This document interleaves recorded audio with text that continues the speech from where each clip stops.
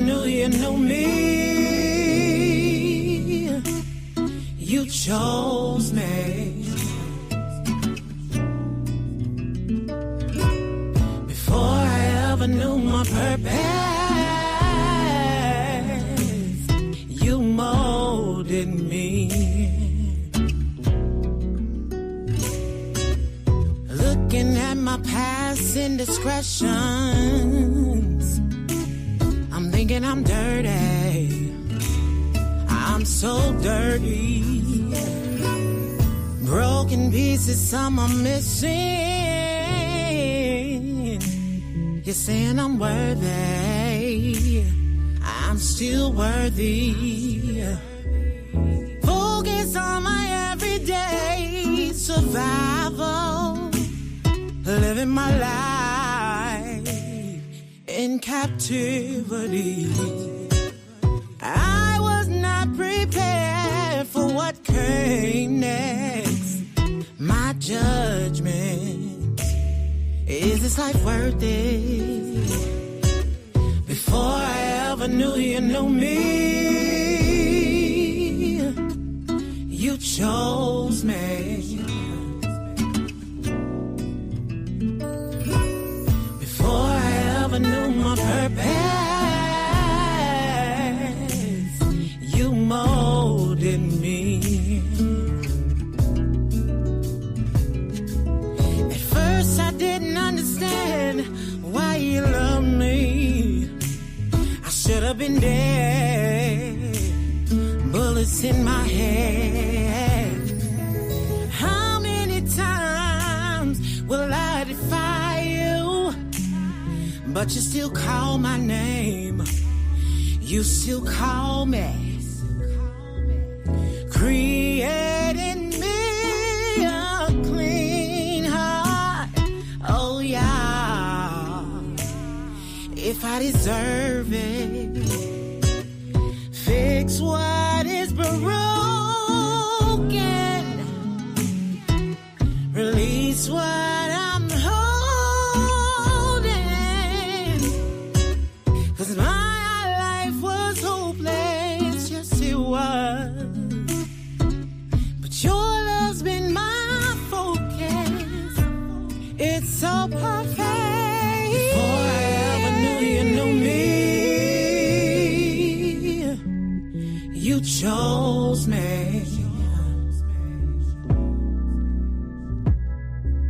Before I ever knew my purpose, you molded me. 'Cause you love me, you shaped me, you molded me. You chose me.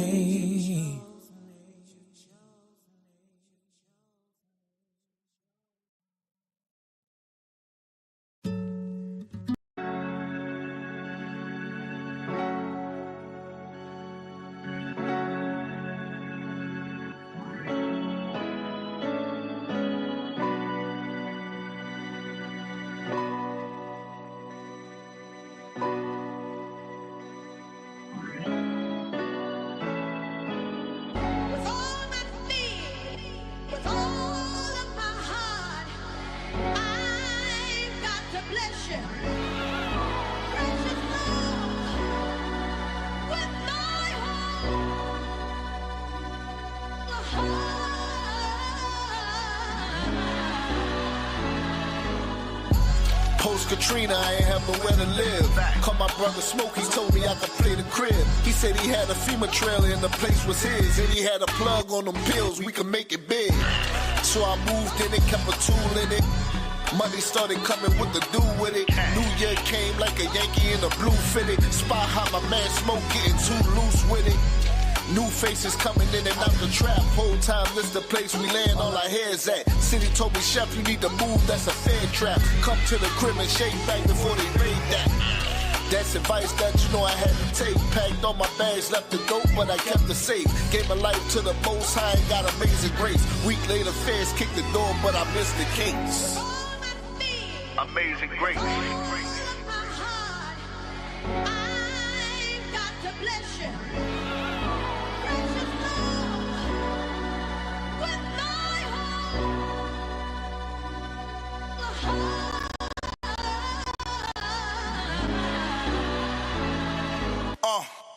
3 open cases sitting in that cell. Replace the C with an H, I was sitting in hell.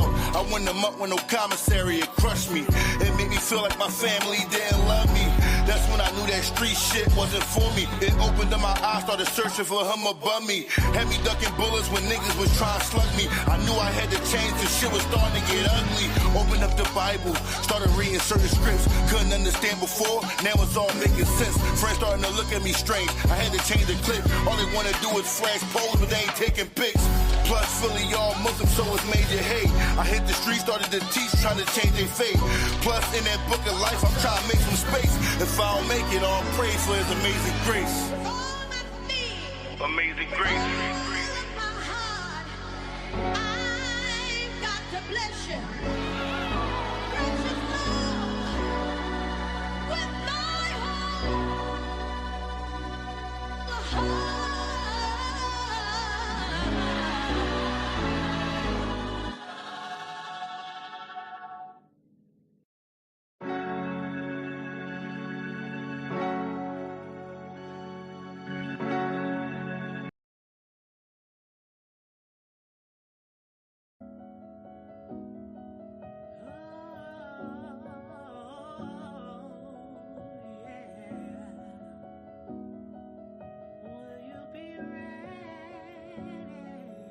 Will you be ready when the sun cracks the sky? Will you be ready? Are you gonna be ready? Will you be ready when the sun cracks the sky? Will you be ready? Get your house in order. Wake up my people from the sleep in disguise. It's time for you to see who you really are. Royalty, our people's blood all in these streets. We have no peace. When we're gonna recognize we're running out of time.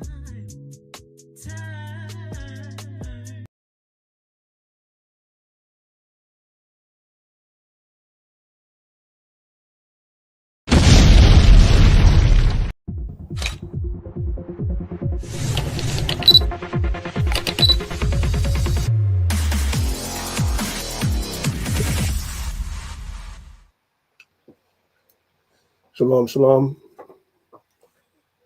to everybody listening. I want to give all praise, honor, and glory to the Most High God, Yahweh, the supreme intellect of the universe. Of course, I do so in the name of his only begotten Son, Hamashiach Yahushai, who the world calls Jesus Christ. Once again, it's your brother, Priest Daniela, representing Lions of Israel, Maccabees TV. I want to give all praise, honor, and glory to the Most High God, Yahweh, for another week that we can convene together and we can have spiritual conversations concerning that which is written in the Bible. We see everything that's going on in the world, and we understand that prophecy is being fulfilled, and we are progressively advancing on the timeline of prophecy, which will ultimately culminate in the return of our Lord, Hamashiach Yahushai, who is coming to take down all kingdoms and establish his kingdom on earth. And we, the children of Israel, will be joint heirs with him if we should also suffer with him as well. And so it's beautiful every week. It's a sacrifice for you guys to come every week to listen to words, especially those of you, my class is one of the earlier classes in Israel. I started 10 o'clock Eastern time. I know that I have people listening, Central time, Mountain time. So it's 9 o'clock Central time. It's 8 o'clock in the morning Mountain time. And I believe, for the brothers that we have that are in California, then it's, 7 o'clock your time. So it's early. So we definitely appreciate you brothers and sisters coming out every week to listen. I want to give a shout out to everybody that's watching us on our YouTube channel, Maccabees TV, and of course, the Lions of Israel class. If you're watching on either platform, be sure to subscribe to the channels if you're not already, and hit the notification bell so you can be notified every time that we go live. And of course, last but not least, I want to give a shout out to the Clubhouse fam, everybody that's listening to us on Clubhouse. So we're going to take a little bit of a turn. We've been having some very serious conversations. I mean, every conversation concerning the Bible is serious. Let me just say that for the record. Every conversation that we have is serious, but we've been having some really serious conversations over the last couple of weeks.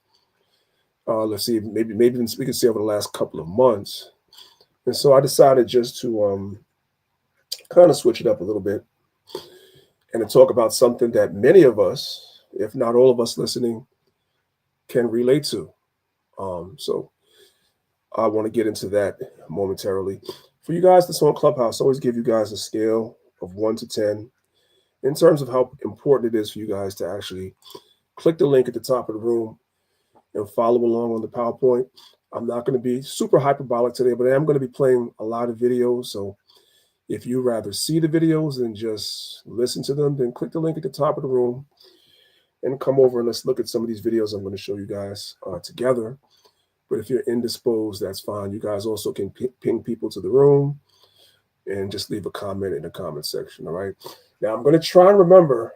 Let me say this before I forget, because I've been, my wife has told me a few times, and I have forgotten. I'm not going to lie.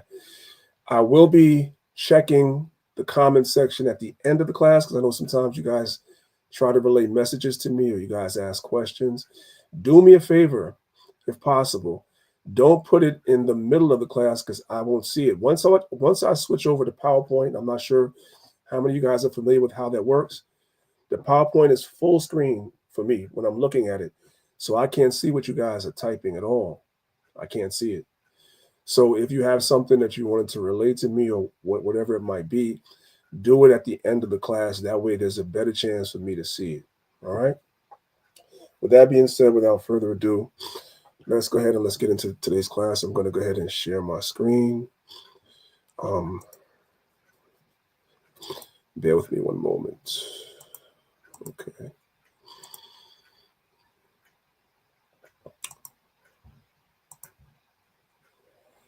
All right. Just going to get rid of a few things here. Do a little housekeeping. Okay.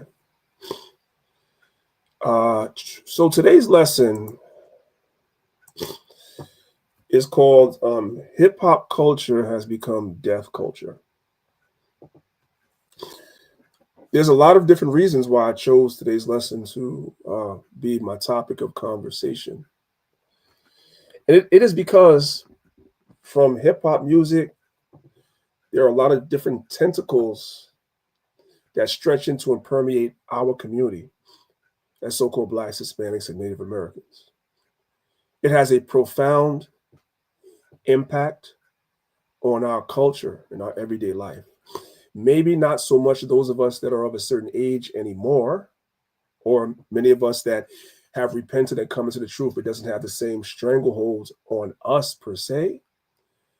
But for the majority of our people, especially the younger generation, I would say Gen Z and beyond, hip hop is supremely influential to them. It's their life. It's what they live, breathe, and eat.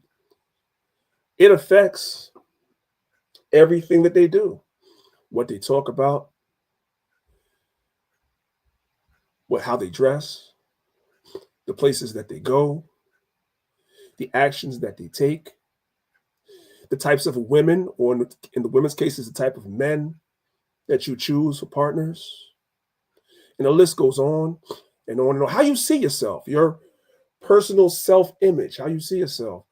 All these things are controlled mainly in our community by hip hop. I'm talking about in America, because the majority of my audience is here in America. See, there was a time, and it's even before my generation, but I come in on the tail end of the generation before me.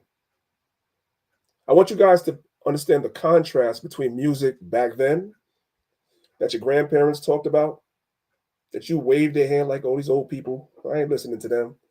But I want you to understand the difference between the music that they listen to and the music that we listen to today. There are definitely some parallels. Like, their music was not innocent. They were talking about having sex in their music back then too. A lot of them try to front like they wasn't, but you can definitely pull up some R&B songs from the 60s and the 70s, and they was talking about sex just like music today. However, there was a balance, right? See, back then, the culture shaped the music. So the musicians were singing about, and in the infancy of hip hop, rapping about what was going on in the culture, social issues, revolutionary mindsets, freeing our people, freeing their minds, loving yourself, all things that are positive. The music reflected the culture around us. That's how it was. And that's how it's supposed to be. Today, it's the complete opposite.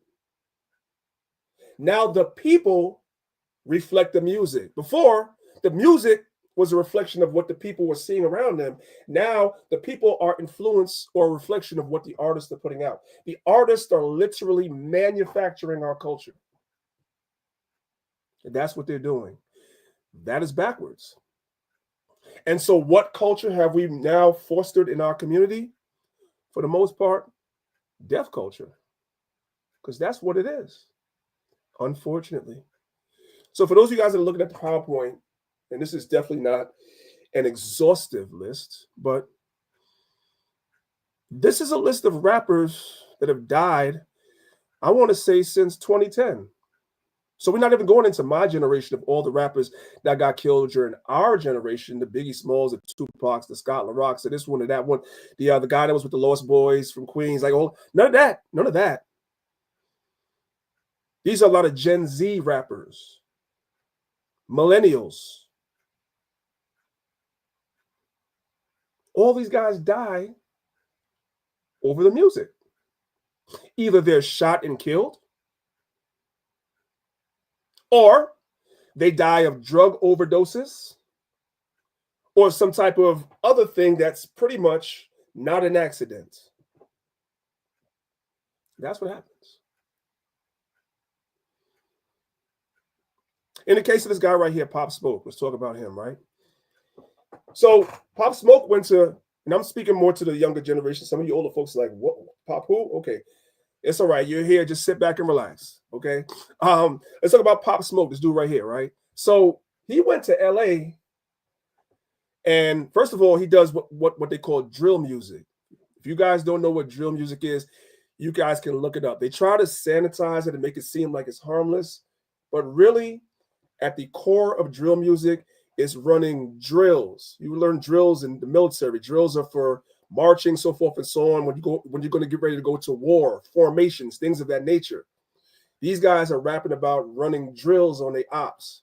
That's at the heart of the music. Now, they'll try to talk around it, of course, but that's what's at the heart of a lot of drill music. And at the rise of drill music, more of these guys are dropping in the streets than ever before. Ever before.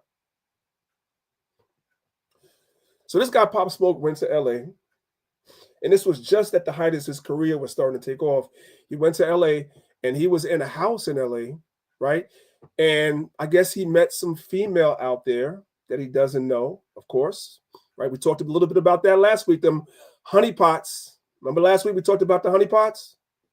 If y'all forgot, go watch last week's class, because this is another case of that. He met some female that, someplace out in California. Somehow or another, she got a drop on where he was staying, and the streets came to visit him. I'll just put it that way, and he died. That's how that goes. And the list goes on and on and on with a lot of these dudes, either drug overdoses or violent deaths. Right? All right. Let's go to the next slide. Of course, we're Bible people. So we're going to start off reading some Bible. We're going to read right through Judith chapter 5. The point I want is at the end of the chapter. But let's go ahead and let's read from verse number 1 so we can get the context and we can see that the other nations, what I want you guys to take away from Judith chapter 5, the other nations know exactly what they're doing when they're putting this music at the forefront of our community. They know exactly what they're doing. This is Judith chapter 5, starting from verse number 1. It says, Then it was declared to Holofernes, the chief captain of the army of Assur, that the children of Israel had prepared for war and had shut up the passages of the hill country and had fortified all the tops of the hills and had laid impediments in the champaign countries. Verse 2, wherewith he was very angry and called all the princes of Moab and the captains of Ammon and the governors of the sea coast. Verse 3, and said unto them, Tell me now, ye sons of Canaan, who this people is that dwelleth in the hill country, and what are the cities that they inhabit, and what is the multitude of their armies, and wherein is their power and strength, and what king is set over them, or captain, or army. So he wanted some information, some intelligence on these people. Who are they? And at the end of the day, what is the source of their power? I want you guys to pay attention to that. What is the source of their power? And he starts naming things. Is it our army? Is it our king that's over the army? Is it our captains, or what today we call generals and stuff? Is that the source of their power? What is the source of the children of Israel's power? That was the question, verse number 4. And why have they determined not to come and meet me more than all the inhabitants of the west? And these particular people didn't really want to fight this guy. Verse number 5. Then said Achior, the captain of the sons of Ammon, Let me, my lord, now hear a word from the mouth of thy servant, and I will declare unto thee the truth concerning this people, which dwelleth near thee, and inhabiteth the hill countries, and there shall no lie come out of the mouth of thy servant. Verse 6. This people are descended of the Chaldeans, and they sojourned hitherto in Mesopotamia, because they would not follow their gods of their fathers, which were in the land of Chaldea. This is going all the way back to Abraham. Verse 8, for they left the way of their ancestors and worshiped the God of heaven, and God whom they knew. So they cast them out from the face of their gods, and they fled into Mesopotamia and sojourned there many days. Moving on. Verse 9, then their God commanded them to depart from the place where they sojourned and go to the land of Canaan, where they dwelt, and were increased with gold and silver and very much cattle. So the idea is our forefathers rejected the gods of the other nation. We were obedient to the words of the Most High.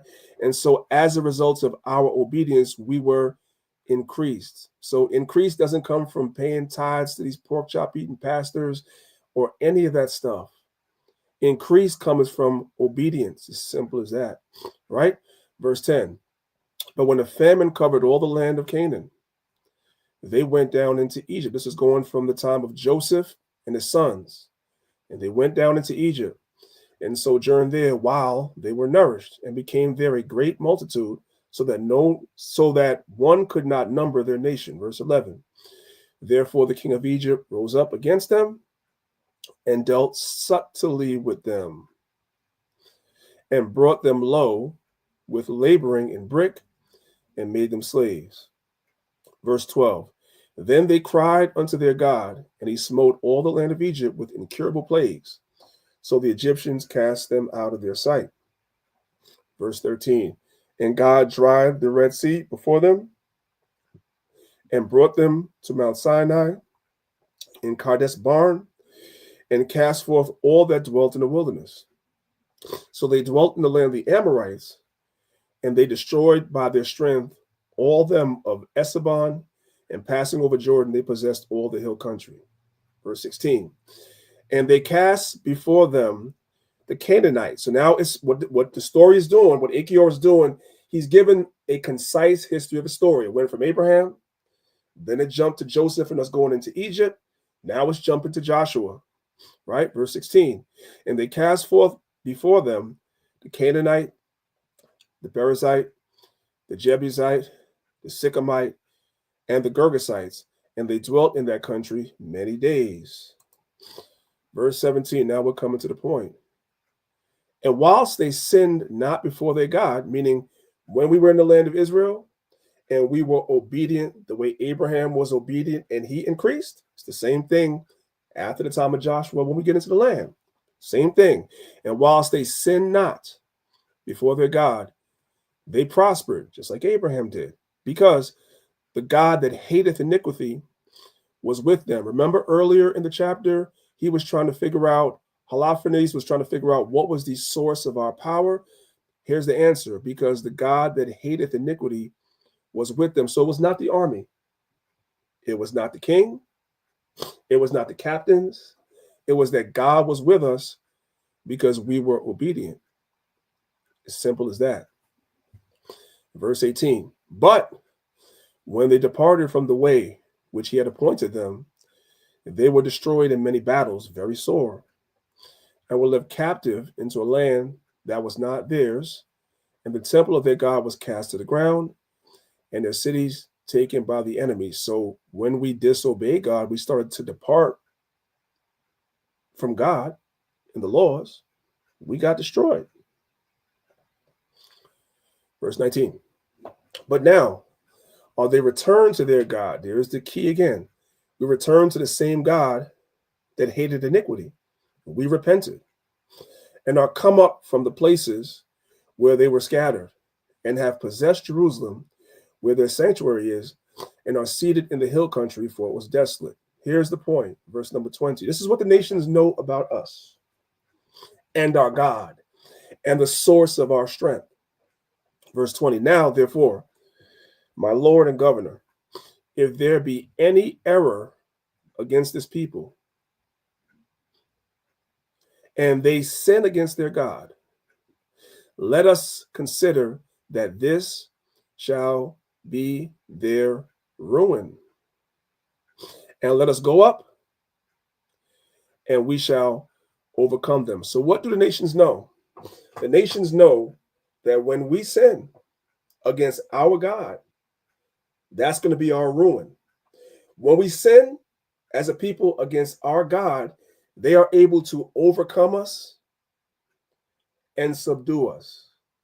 They understood this. They talked amongst themselves about this. Now we need to apply that understanding and ask yourself a question. As we look at our community today and all the issues that plague our community today, what are some of the root causes that is causing these issues to proliferate in our community? The answer is we have separated ourselves from our God through our sin. And so these nations have studied us, and they set things and devices amongst us to keep us in the midst of sin. That's what they do. That's why there has to be a level of accountability amongst us as a people. Yes, we could point the finger at the other nations, and we should. And we should. But there's also some fingers pointing back at us to say, hey, if we would do what God told us to do, we would not be in this condition. We would not be subject to these other nations, but we don't want to do what God told us to do because this iniquity that they have set in our midst, and yes, they have said it. This is what I'm going to show you. They have said this. This iniquity that's amongst us, that's in our community, is enticing. And that's the problem. Because our people love their flesh so damn much. Let's continue reading verse 21. But if there be no iniquity in their nation, let my Lord now pass by, lest their Lord defend them. So what's the source of our strength? The source of our strength, brothers and sisters, is no sin. And if we have no sin, then the God will defend us. So I'm sure you guys have all heard people online doing think pieces, especially on TikTok, that don't believe in God. Well, where was God during slavery? God was exactly where he was supposed to be. The Most High tells you in Hosea 5:15, the Most High said he would go and return to his place to what? Till we acknowledge our offense. We have to depart from iniquity. That's the one thing that we as a people, as a whole, have never done. And the churches make it difficult because they tell our people, you don't have to depart from iniquity. You could just come as you are, and God will accept you. Verse 21 again. But if there be no sin in their nation, let my Lord now pass by, lest their Lord defend them and their God be for them, and we become a reproach before the world, right? The same way we as the Israelites became a reproach before the world, a laughing stock, a gazing stock, the people that they mock, the other nations, they're going to have their turn.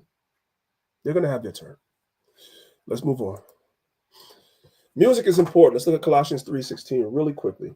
It says, let the word of Hamashiach Yahushua Christ dwell in you richly in all wisdom, teaching and admonishing one another in psalms. So I've heard people have a problem with quote unquote truth music. My question is why? Whether it's reggae, R&B, hip hop, those things are not inherently evil, meaning of itself. It's a tool, because it's music, that can be used for good or bad. It depends on the person. So the Bible says we can do teaching and admonishing in psalms, which are songs, and in hymns, and in spiritual songs, singing with grace in your hearts to the Lord. We have to remember, singing and music was a whole part of our culture. No, back in the days, R&B as it exists today didn't exist. Back in the days, hip hop didn't exist, and reggae didn't exist, and reggaeton, and all the different genres of music that we love today, it didn't exist. But this is what exists today. This is what has captured the imagination of people today. And so we have to use the tools available to us today to reach the people. That's what we have to do. We clearly can see that music was a whole ministry during David's time. David and Asaph, right? The whole book of Psalms is about that.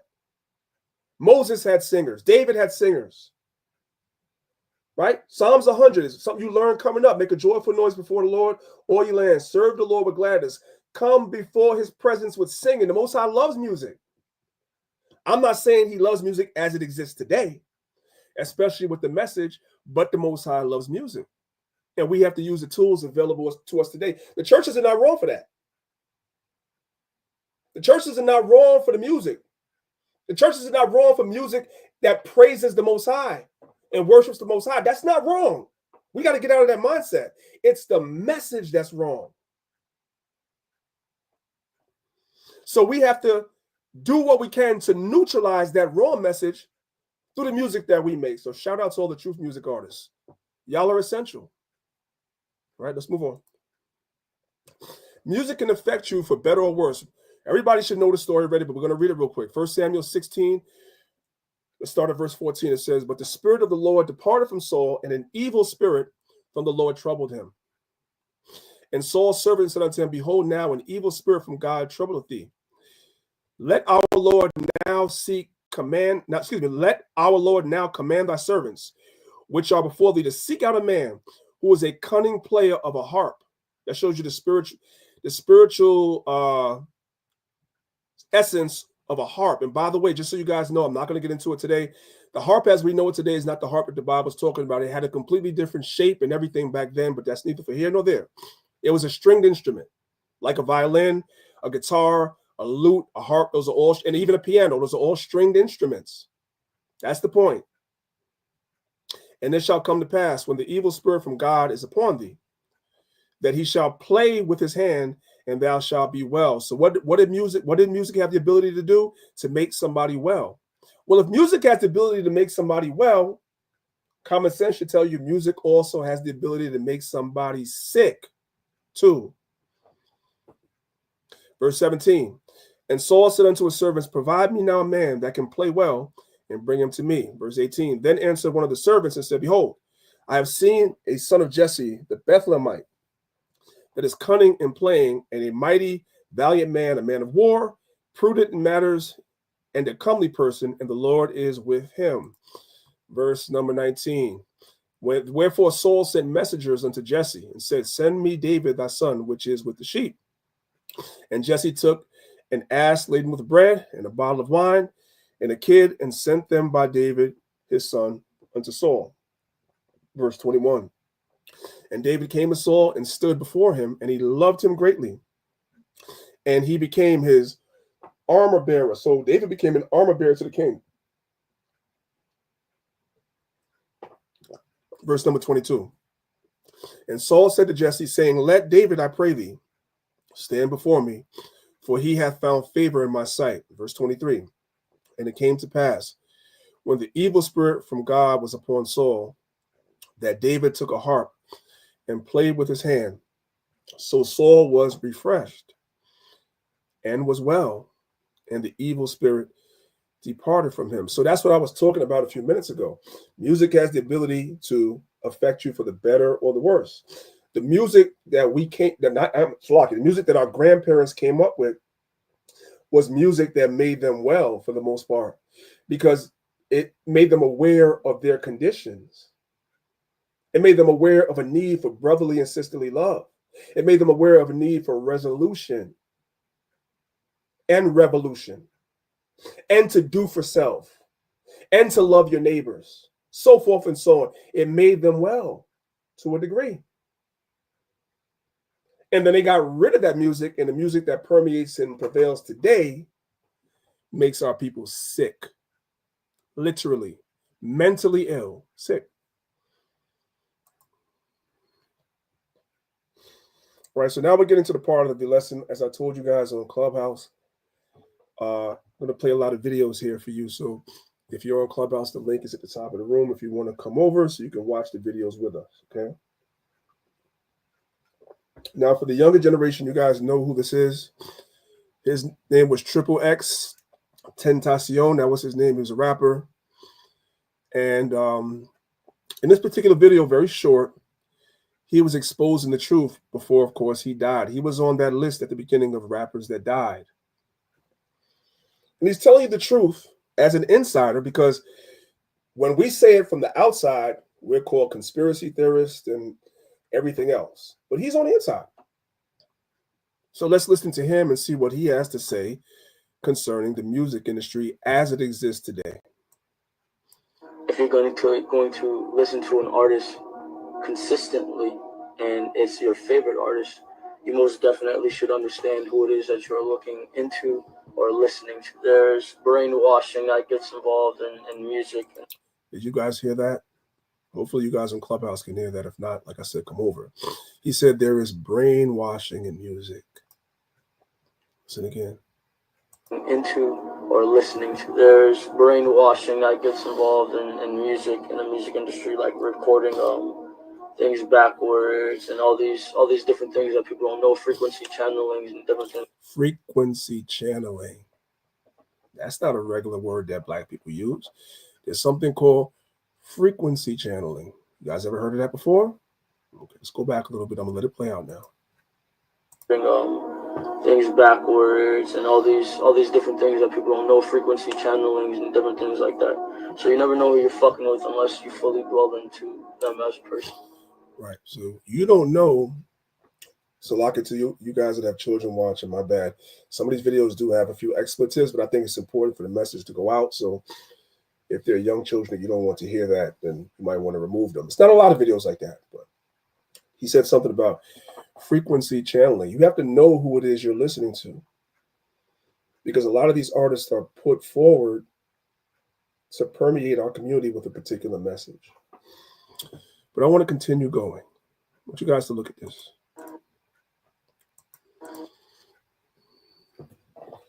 Here's another synonym or word very similar to frequency channeling. How many of you brothers and sisters have ever heard the term sonic warfare? You guys ever heard of that? There's a scripture that should come to mind when you hear that word. It's in the New Testament. If you know what it is, I didn't put it in the PowerPoint because I want you guys to think.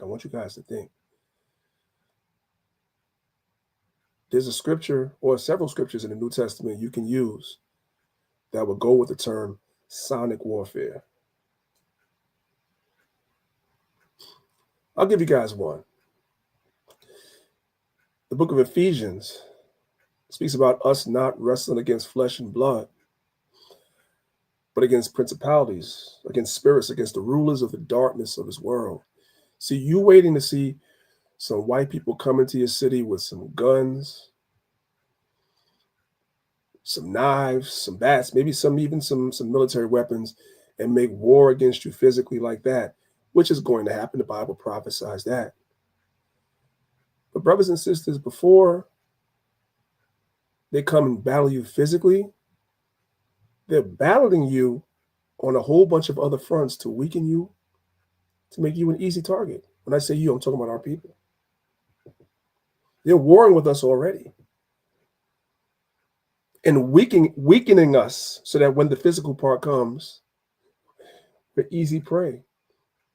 There's something called sonic warfare that's being waged in our community, and that is being waged through music.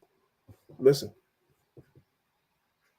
Music that can disrupt our nature, right, and make us other than ourselves. Why is music so important as a tool, as a weapon, number one, that can bring us down or lift us up? We just saw that with Saul. Music can bring you down or it can lift you up. That's as ancient as Bible times. The white man knows that. Just because many of us don't know that, they know that. Let's go. And bring us down or lift us up. Sonic warfare, weaponizing the audio sphere. That is what undergirds the current state of hip hop and rap music today. Not just rap music, but from that. Not just rap. Rap is the main culprit, but not just rap. Music. Because R&B is not that much better. What's left of it is not much better.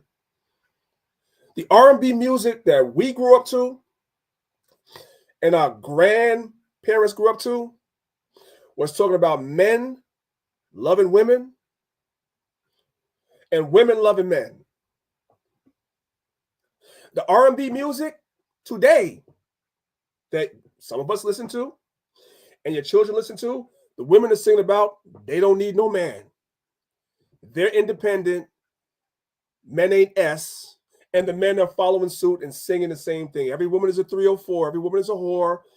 You run through the women. You do this, you do that. Promoting stripper culture, all the male R&B singers. So you name it. It's just as bad. But hip-hop has a stronger hold than anything else. That's why he said it's everything. It's the entire thing. Sonic warfare, weaponizing the audio sphere. That is what undergirds the current state of hip hop and rap music today. Not just rap music, but from that and through that hip hop culture. Mind control through music. Mind control through music. It's a scientific fact that music, sound, and musical sound can be used to synchronize the neural orchestra of the brain. External music can be used as a conductor to bring the neurological orchestra, make it play a desired tune. The CIA studied it and mastered it with the gateway process, and they learned that 19 keys, and this is high-level conversation. All right. So we saw at the end there, the CIA been using these tactics abroad for years. Now they're using them domestically as well, right? And the Israeli Mossad is behind that as well, but that's for another day, another time. Let's keep going. Music. How many guys are familiar with someone called Franz Anton Mesmer? I've mentioned him before, but it's been a long time. So maybe some of you brothers and sisters are not aware of who this guy is. So I'll go ahead and I'll play the video, and I'll give you guys some commentary along the way. By the way, and I spelled his name wrong, so we're going to build it while we fly. For those of you guys that are familiar with him, because you knew about him before me or because you heard me mention him before, what word in the English language do we use all the time that's attributed to him? Does anybody know? If you know, put it in the chat. What is a common word that people use that's attributed to him? I'm going to tell you guys. It's the word mesmerized. That is literally a play on his name. Literally, Mesmer, the dude who put mesmer and mesmerizing. Right? You see something that's on TV, in a movie, and you become enthralled by it. Or you hear something on radio, and you become enthralled by it, captivated by it. That's what you call mesmerizing. That comes from this guy. There's a whole science behind that. Listen. Have you ever been mesmerized? For that, you can thank the father of animal magnetism, Franz Mesmer. Mesmer, who was on friendly terms with Mozart and Haydn, believed everyone has an invisible fluid that runs through them, and when this fluid was blocked, illness would occur. So to be healed, you needed to be in the presence of someone with animal magnetism.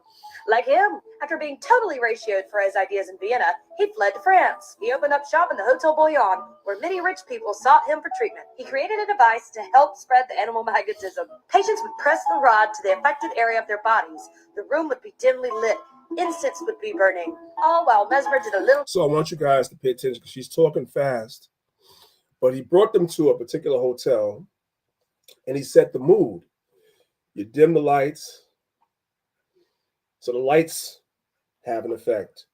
You burn incense. You create a whole environment, right? Keep listening. Dance with a wand. When he'd flick the wand or move his hand, people would convulse. So once he created the environment and the mood and the incense and everything else, all these people were holding on to wands. And when he would flick the wand, people would start convulsing and looking like these people in church, just convulsing, right? But literally and truly, there's a whole science behind this thing. So the mood, the atmosphere, all that contributed to that. Brothers and sisters, when they created clubs, the nightclub, right? That's all attributed to Mesmer's studies. That's all built off of that. You bring people into a place that's dimly lit. You have the strobe lights flashing all over the place. You have the music playing at a certain frequency. You add in the alcohol, and you have the debauchery. That's what you have. Why don't clubs have the lights on? Why not? Why is it dark in there? Just curious. Let's keep going. Shriek. They'd laugh. Many were believers, including Marie Antoinette. I just want you guys to be familiar with who Mesmer was. I ain't going to spend too much time on that. It's not even that serious. But there's a whole science behind it that Esau has spent hundreds of years mastering. Have you ever? I want you guys to understand things. There's something called controlling human emotions with frequencies. We're going to watch this video in a moment. But first, since we're Bible people, we're going to read the Bible first. This is Psalm 64, starting from verse number 1. It says, "Hear my voice, O God, in my prayer. Preserve my life from fear of the enemy. Hide me from the secret counsel of the wicked," meaning that you have wicked people that have these secret counsels amongst themselves. And one of the things that they discuss in these secret counsels is how to keep our people in the condition that we're in. We're steadily trying to figure out how to get out of it. They're trying to figure out how to keep us right there. Hide me from the secret counsel of the wicked, from the insurrection of the workers of iniquity, who whet their tongue like a sword and bend their bows to shoot their arrows, even bitter words, that they may shoot in secret at the perfect. Suddenly do they shoot at him and fear not. Verse 5 is the point I wanted. They encourage themselves in an evil matter. They sit around and have these secret counsels and encourage each other. They commune of laying snares privily. One of the snares that they lay privily is they fan out all this music in our communities that's death culture. And it's really nothing but sonic warfare. Even in the early days of hip hop, even in the 90s, Yeah, I'm aging myself. You could turn on a radio station where I'm from in New York City. And if you listen to the radio from the time you got up till the time you went to bed, you could hear diversity in the music. The radio station would play, Ice Cube, it'd play NWA, it'd play, what I'm saying, all the different gangster rappers.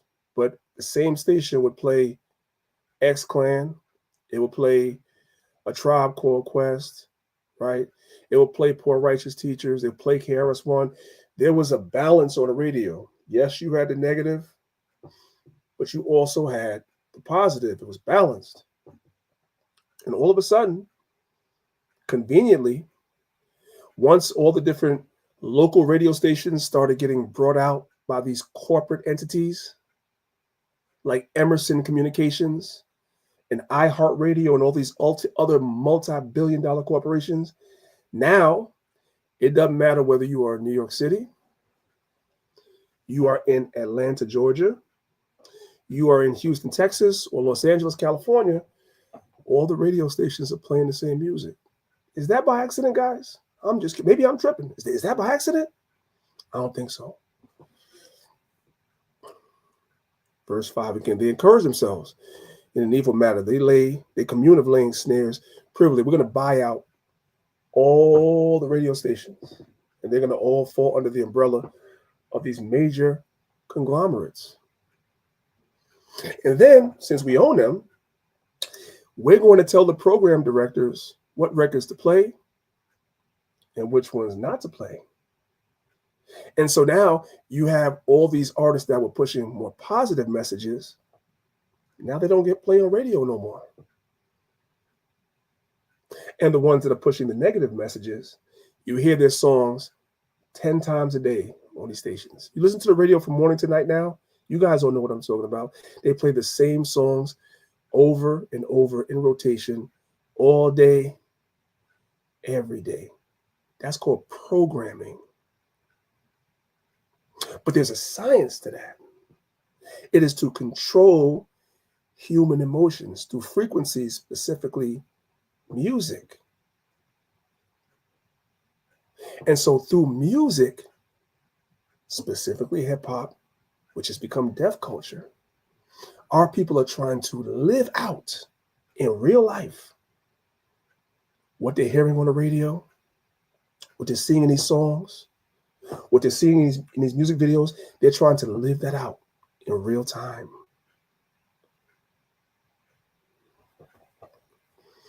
They encourage themselves in the evil matter. They commune of laying snares privily. They say, who shall see them? They search out iniquities. That's the part I want. They search out iniquities and they accomplish a diligent search. Let's investigate this. This diligent search. Let's watch this video real quick. Listen. By the early 60s, we had captured a device. It was actually during the Vietnam era. We captured a Russian device called the LIDA machine, L-I-D-A, which was actually looked at by a guy named Ross Addy, one of the leading researchers, again, for military. He looked at this, and it was used for putting military prisoners of war into trance-like states using flickering lights and sound and electromagnetic field oscillation. Wait a minute. That sounds like the modern nightclub. It was warfare. They got a hold of a Russian machine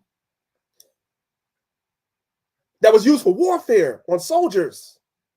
They got a hold of it, and it's your modern club today. Flickering lights. Oh, listen. Let me just let him talk. Crazy. Listen. By the early 60s, we had captured a device. It was actually during the Vietnam era. We captured a Russian device called the LIDA machine, L-I-D-A, which was actually looked at by a guy named Ross Addy, one of the leading researchers, again, for military. He looked at this, and it was used for putting... I got to stop it. Sorry. I'm going to play it again. Please, come on. You keep stopping it. Yes. What word did we learn earlier? Sonic what? Sonic what? Warfare. This is war. Shout out to Sister Soldier. That's who said that. This is war. They're making war with you through frequencies in music.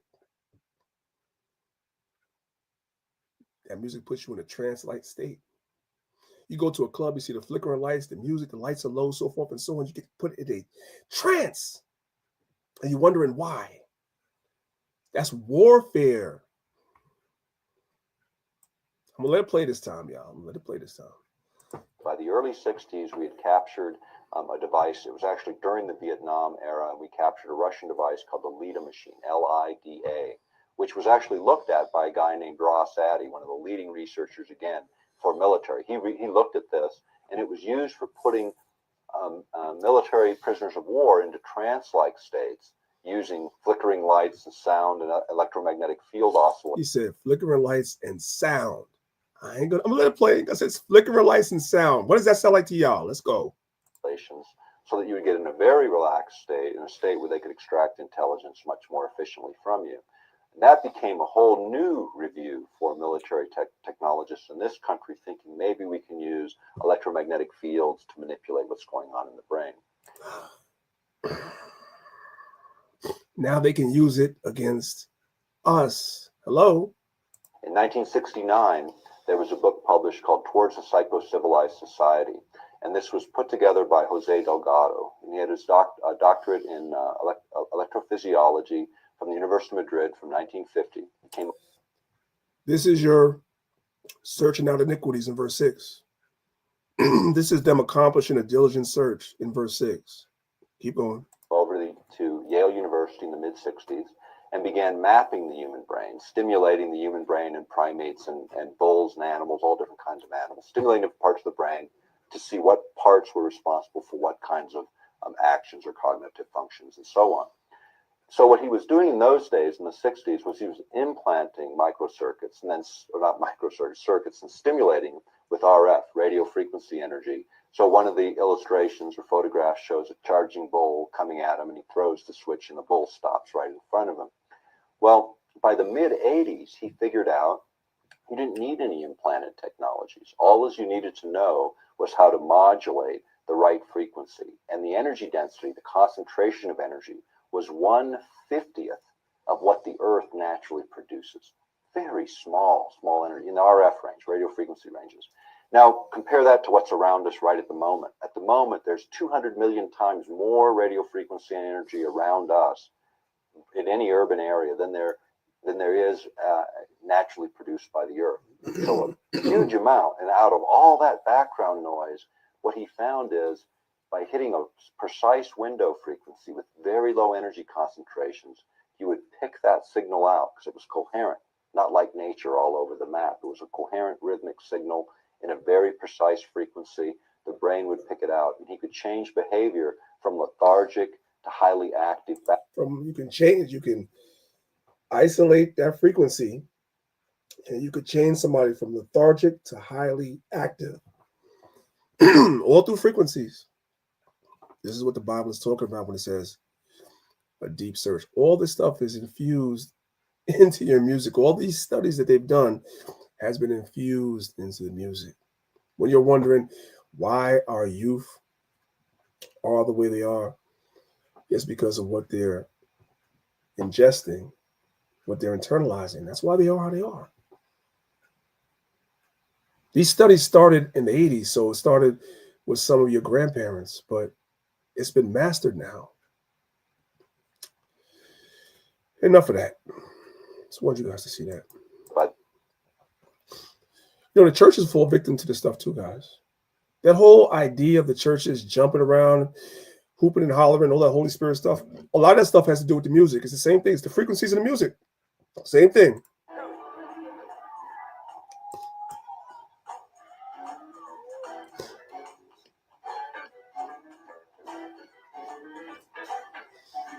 It's the music. It's not, he ain't saying nothing. It's the music.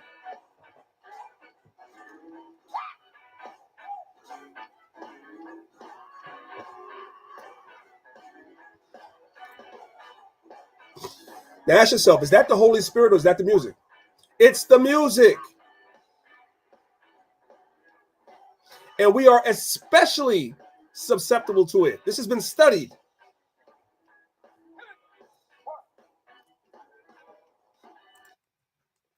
You guys get the idea. Let's move on.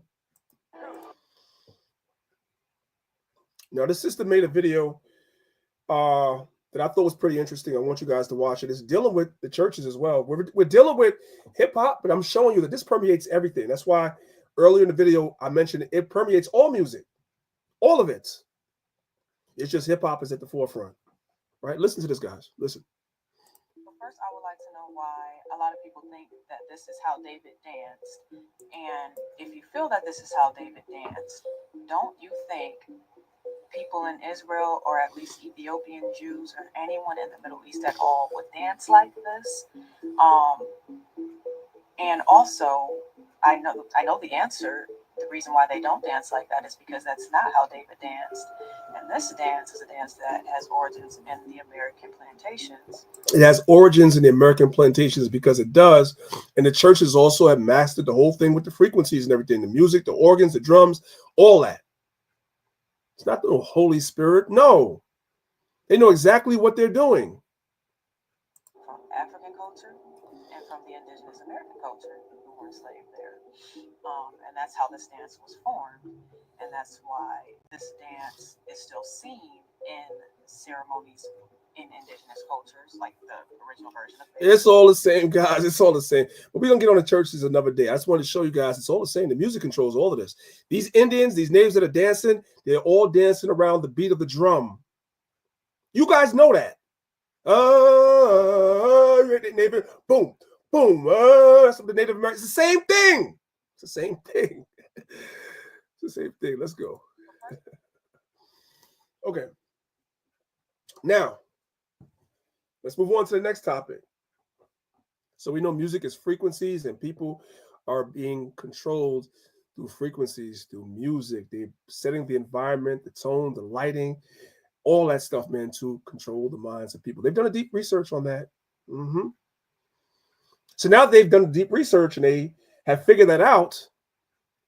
Now, how do they get that out to the masses so they can control the masses? Because as we discussed, in the era of our grandparents and our great-grandparents, the musicians were singing about the culture. The culture was what controlled what was going on. And the people sang about what was going on in the culture, in the community, in the world. How do we switch it around where it's no longer the culture or the world and the environment of the world that dictates the music? How do we make it so that the musicians dictate the culture in the world? How do we do that? How do we do that? Especially since we're going to push and we want to push certain messages. How do we do that? Well, it starts with something called payola, which is not new. A lot of y'all know what that is. Maybe somebody doesn't. You might think payola started recently. No, payola goes back to the 50s. So if you're not sure what payola is, then we're going to learn about it together and why it is important. Listen.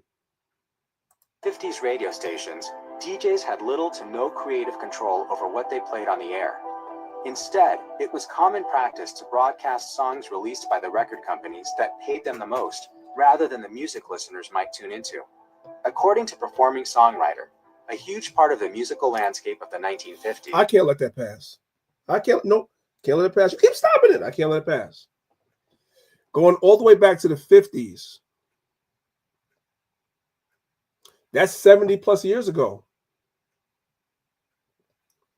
What you heard on the radio was not controlled by who's the best artist, who's the most talented, who makes the best music. No, it was controlled by what radio, or I should say what record company was willing to pay the most money to have their artists played regularly on radio. This goes back 70 years. But now, in 2025, it is at an apex.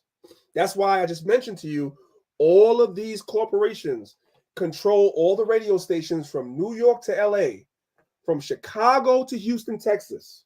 They control all these radio stations, and they are paying to make sure only certain music gets played over and over and over again. We have now reached the precipice, the top of the mountain.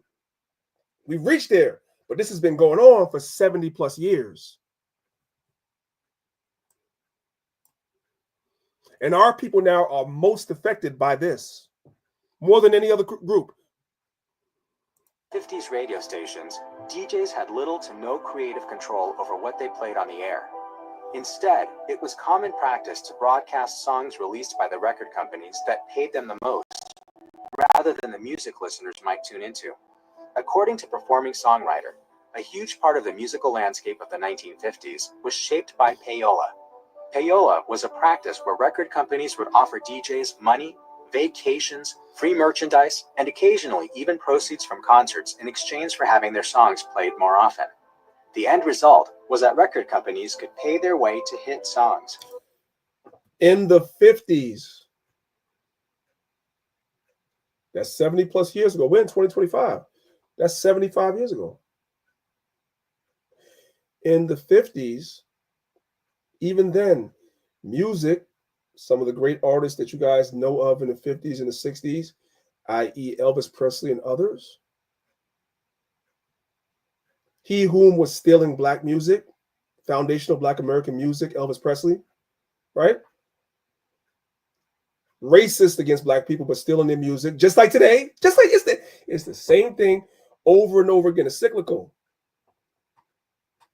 Even back then, it wasn't the most talented artists that were winning. It was the artists whose record labels was paying off the DJs and the program directors and the radio stations. But that was the incubation period of this process.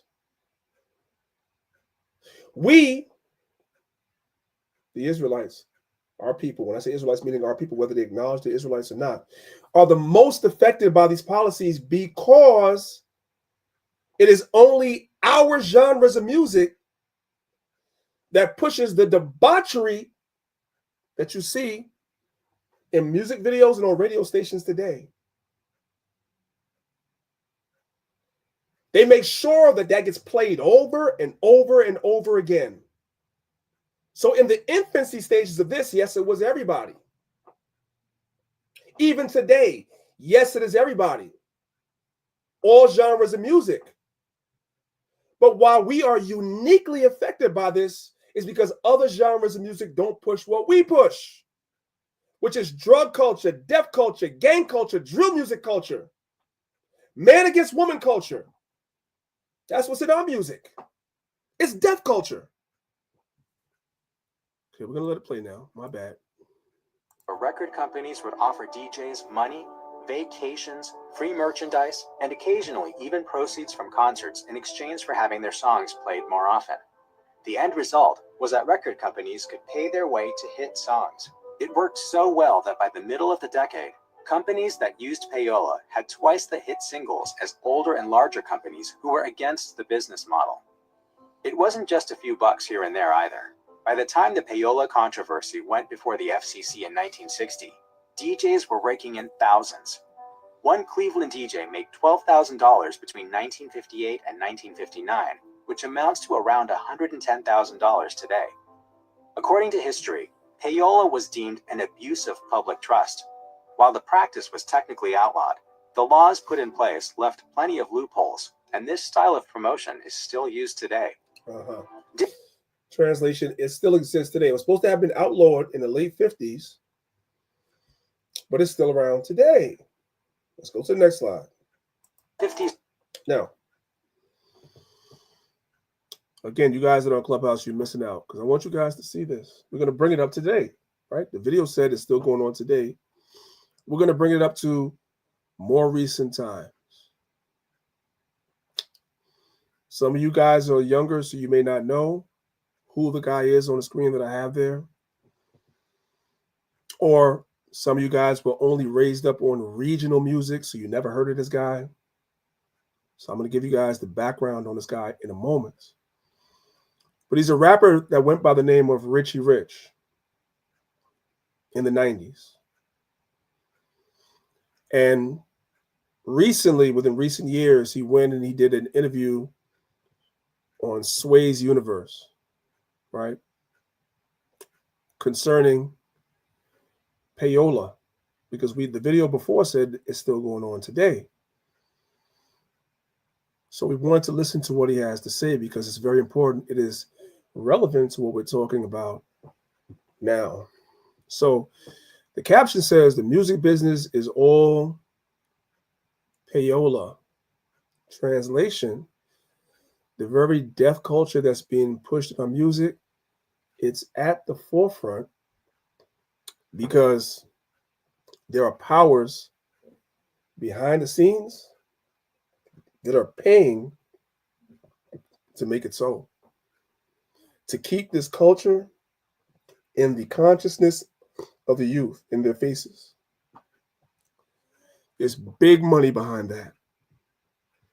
This is not a conspiracy. This is yet another insider telling you about his career. I want you guys to listen to this. Listen. Let me put the volume all the way up. I finally went to Def Jam. You say that like it was just easy. Shout out Leora Cohen and Russell Simmons, Kevin Lowndes, all of them. Julian Walk. So this is Leo Cohen right here. This devil, which we're gonna deal with him shortly. This is Leo Cohen. He's a small hat. Listen. Mike Kaiser, Gabby, they let me see the backside of the music game. So he got a chance to see the backside. Pause. But he got a chance to see the backside of the music industry. The stuff that people don't know. Listen to what he says. Listen. You see. Yeah, Let's Ride. That was the first thing off my album. Yeah, that was a banger. And The Box was the video back then. You got to order it. Boom. So I'm sitting at the house. My single is out. I mean, Russell and them, they got me right. I got big billboards in the town. I mean, it's bigger than big. So the video goes #1 on The Box.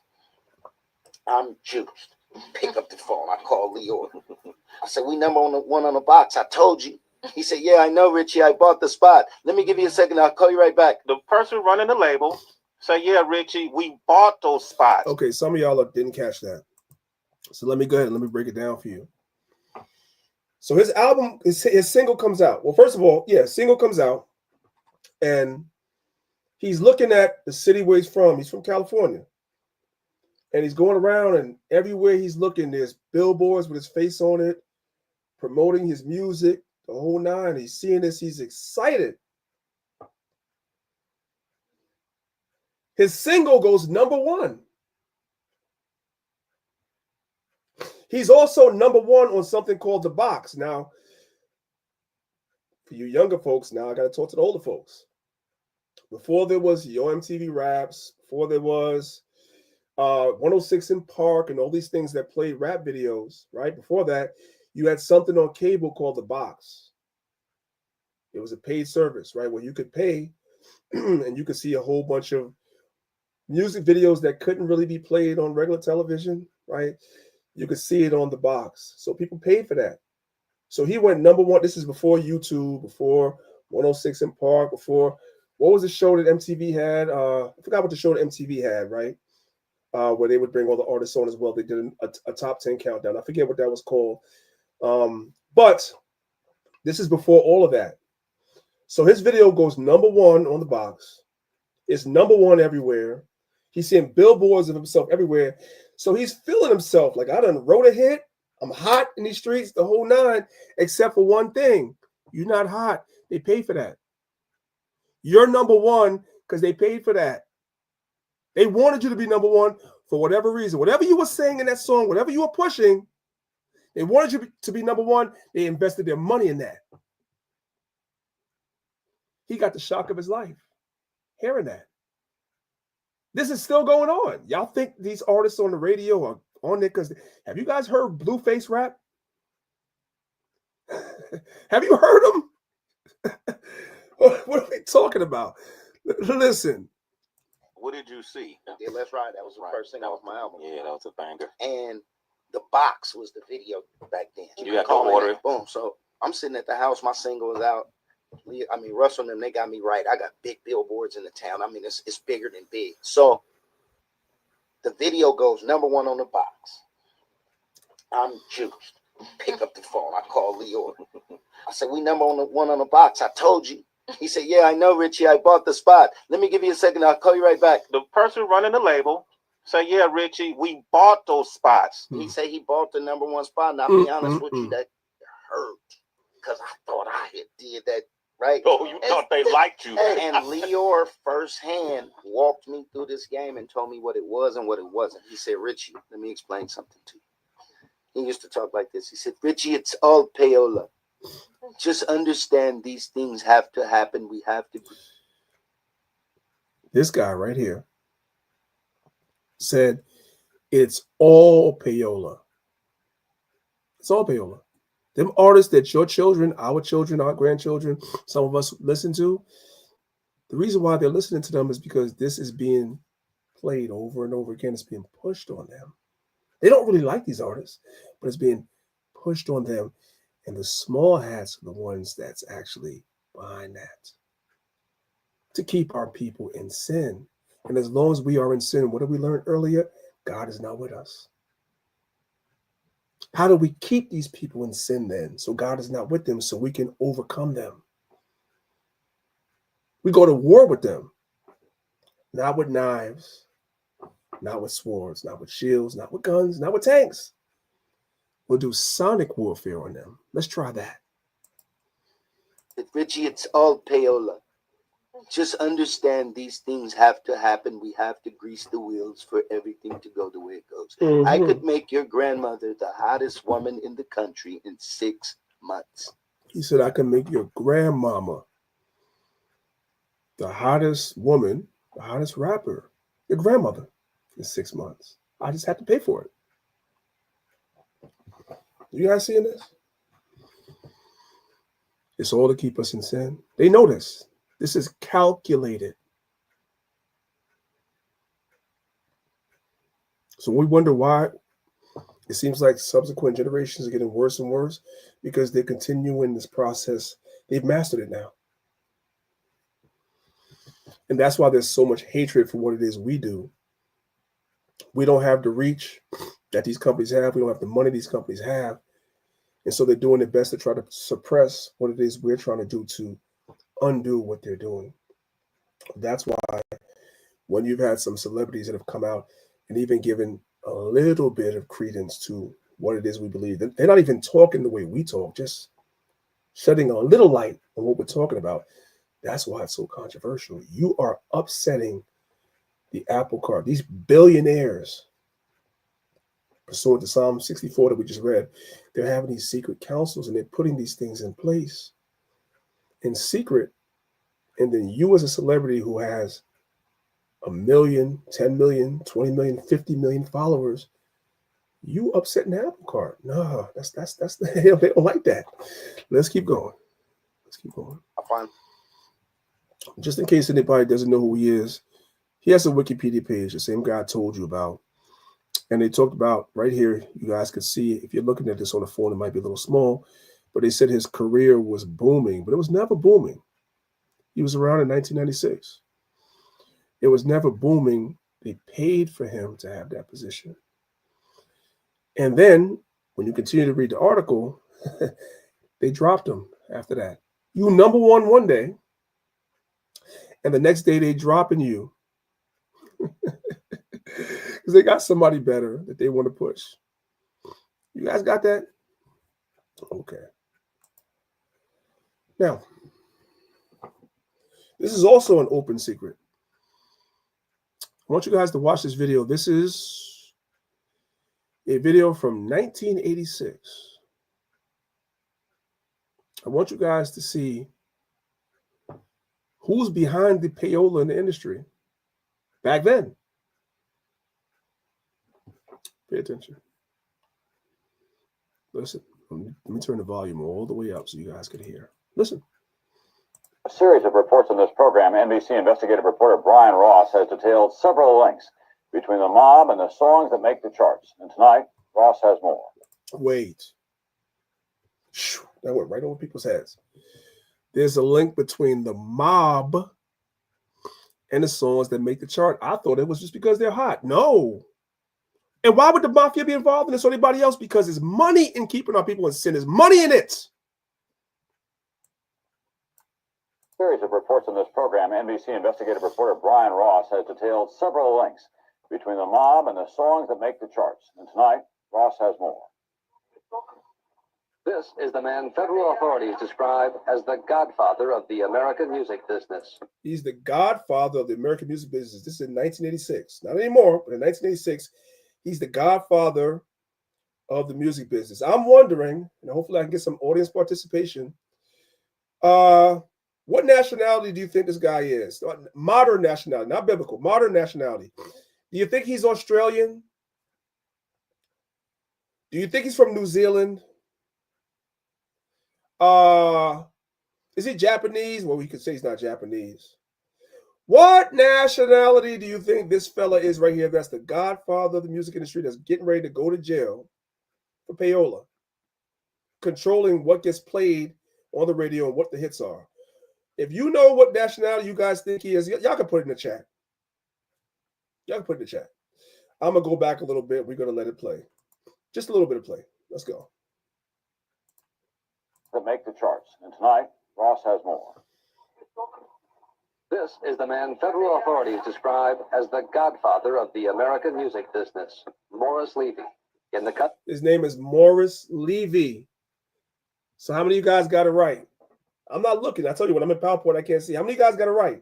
The last name Levy means he's a part of what modern day nationality, what country today? That's the godfather of the music industry, that's in charge of payola, that's making sure certain messages hit the airwaves to our people. What nationality is he? His last name is Levy. I'll leave that to your imagination.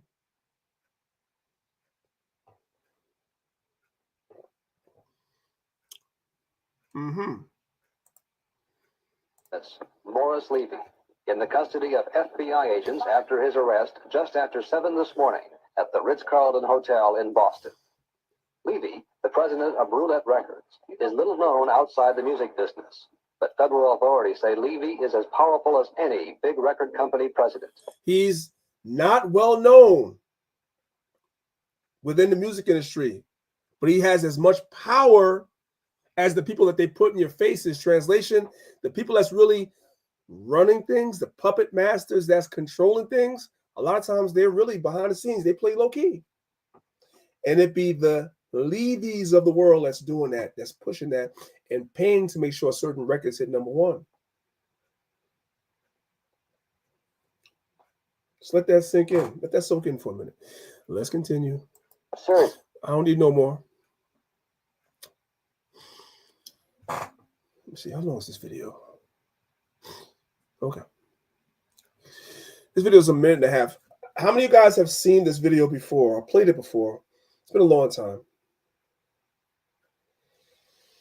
This is Leo Cohen. You know, the same guy that Richie Rich was talking about that brought his number one spot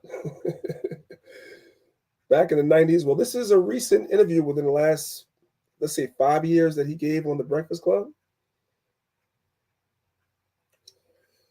Many of you guys have seen this interview, but there might be somebody that has not seen this before. So we're going to watch it again. The video is only like a minute and a half long. He was asked a specific question. So clearly we saw you have an artist from the 90s that he was pushing. He wanted to push for whatever reason, whatever was in the music, whatever message was out there. He put his money behind this particular artist to make him number one. Let us now fast forward 25 to 30 years later. He's still a major player in the music industry. So he's on the Breakfast Club and they're asking him a question. They're like, well, hey, Leor, you seem to be the person behind a lot of these artists that's pushing the lean in the music, the whole drug culture in the music. You seem to put a lot of money behind these artists. You also seem to put a lot of money behind artists that's into the gang culture as well. Why? I want you guys to listen to his justification as to why he thinks that that's okay. Let me turn it all the way up. And again, many of you guys saw this. So if you saw this, you need to see it again because it needs to piss you off. If you haven't seen it, you need to be aware that this exists. Listen. Really rough, particularly on women. But I think it helped change the course of the crack epidemic. I don't know what's this opioid thing, man. Well, being a crackhead wasn't cool back then. Being a crackhead wasn't cool. Now, listen. There's a lot going on. I got to go back a little bit. The voice that you don't hear, that's in the background, that's DJ Envy, who has his own problems. But for now, he asked a very good question. He said, yo, the early days of hip hop, being a drug addict was not cool. Now it's being pushed as though it's cool in the music you're promoting. What's up with that? Y'all gotta listen. It goes fast. Listen. The opioid thing, man. Well, being a crackhead wasn't cool back then. Being a crackhead wasn't cool. Now they seem like they're making it cool to be drinking lean and syrup and it's the most dangerous. It's the most dangerous thing that's facing our society. Are you? Now listen, he said it's the most dangerous thing facing our society. That's true. But a lot of the artists that you bankroll are pushing that. So why sign an artist that would promote that? Why sign an artist that would promote that? Because I already answered that question. You weren't paying attention. She asked me talent or issues, and I said talent. But I have to. I can't give up on people. I'm saying that's hypocritical, though. You're saying it's opportunistic. Yeah. Oh yeah, I got people. Jesus. Y'all didn't catch that. He said it's opportunistic. In other words, I got to take the opportunity to use these youth that's pushing that to make money. Yeah, it's opportunistic. He's admitting it. I can't give up on people. I'm saying that's hypocritical, though. It's opportunistic. Yeah. I got people to feed. I got a business to run. He has people to feed and a business to run, so he's going to take the opportunity to capitalize off our people. That's what he said. He ain't got no shame in saying that, man. You think that's hypocritical, though? It's opportunistic. Yeah. I got people to feed. I got a business to run. You're gonna make Dame Dash take this clip and call you a culture vulture. Because he is a culture vulture. This is the same guy that in 1996, we just saw it, bought a rapper a #1 spot. It's never been about the talent ever. That's fake. Now, it's 11:30 Eastern time. We've got like a little over half an hour left. The last time I played this video on YouTube, they shut the video down live. Guys, if the video goes down, I know you guys, some of you all are enjoying this. If it goes down, my apologies, but I think this needs to be heard. Last time I played this, YouTube clipped the video in the middle of me playing it, but it needs to be shown. So that's why I took my time to get here. So if I get clipped, most of the class already got out, right? But we got to talk about this. We're going to start at 14 minutes. If you guys think Esau don't, I'm not going to play too much so I get clipped. But we got to talk about this, right? Because Esau knows exactly what he's doing. Let's be clear. And these white folks, let me play this real quick. Okay, now let me just come forward to 14 minutes. These white folks know exactly what they're doing, right? And you have some amongst them that sound the alarm. You have some amongst them that will tell us we're crazy, we're conspiracy theorists. The new thing now under Trump is that we're playing the victim card, right? Meanwhile, you have white people like Michael Smith right here that does a TED Talk, because this is a TED Talk, right? If you guys don't know what that is, learn what that is. He does a TED Talk. And he's admitting exactly how the music industry is set up. This is not us playing victim. This is a white man telling you exactly how it goes. No victim mentality here. We're not bugging out when we're talking about what we're talking about. This is constructed particularly for our destruction. The name of the video on YouTube, in case YouTube takes me down from here, is called Black Murder is Normal. You guys can look this up and watch the whole thing. Black Murder is Normal. It's a white man talking about that. His name is Michael Smith. He did a TED Talk that took place in Jacksonville, Florida. In this particular TED Talk, at this particular time, 14 minutes into the video, he starts talking about rap music and how rap music normalizes this. Why? Because payola is being used to make sure that these artists that are pushing this message make number one. Let's play a little bit of this. Listen. People that get on the radio every day in white-owned companies, white-owned stations with white-owned sponsors. That we don't want to educate people that get on the radio every day. Wait. He starts off hot. They get on the radio every day. White-owned radio stations, white-owned companies, so forth. This is a white man telling you this. Not us. No victim mentality here. We just listening. We already know this. We're just listening. Listen. Nobody would put out there. But we do have black people that get on the radio every day in white-owned companies, white-owned stations with white-owned sponsors that play the role of hypersexualized, hypercriminalized male. I ask these advertisers, I say, I've got hundreds of songs a day that celebrate killing animals. Will you put them on your station? So he asked the advertiser, hey, I got 100 songs that are talking about killing animals. Will you put the song about killing animals on the radio? The advertiser said, I won't support that. I got 100 songs about abusing children. Will you put that on the radio? Advertisers say no. I got 100 songs about assaulting women. Would you put that on the radio? The advertiser said no, which I agree, no. None of that should be on the radio. None of it. I got 100 songs about murdering black people. Will that get on the radio? Yes. Listen. They said, no. I got hundreds of songs a day that talk about assaulting women and abusing kids. Would you put them on your station? They said, no. I said, I got hundreds of songs a day that talk about murdering blacks. Would you put them on your stations? They said, well, that depends. Depends on what? Who it's done by and who it's branded for. Because if we can get black folks to sing about it, we can brand it for our youngest black audiences, I think there's money to be made. Now there's money to be made. You get black people to talk about it, sing about it. There's money to be made. That gets into the frequencies. It gets into what you're saying and all, the whole nine, the whole thing with the frequencies, but it also gets into the payola to make sure once the music is recorded, now it reaches the intended audience, and now we have the results that we're looking for, which is our community today. I'm only going to play a couple more seconds because, like I said, last time I got clipped for playing this video. So you guys, there's a reason why I froze it. For those of you that are on YouTube, go watch this.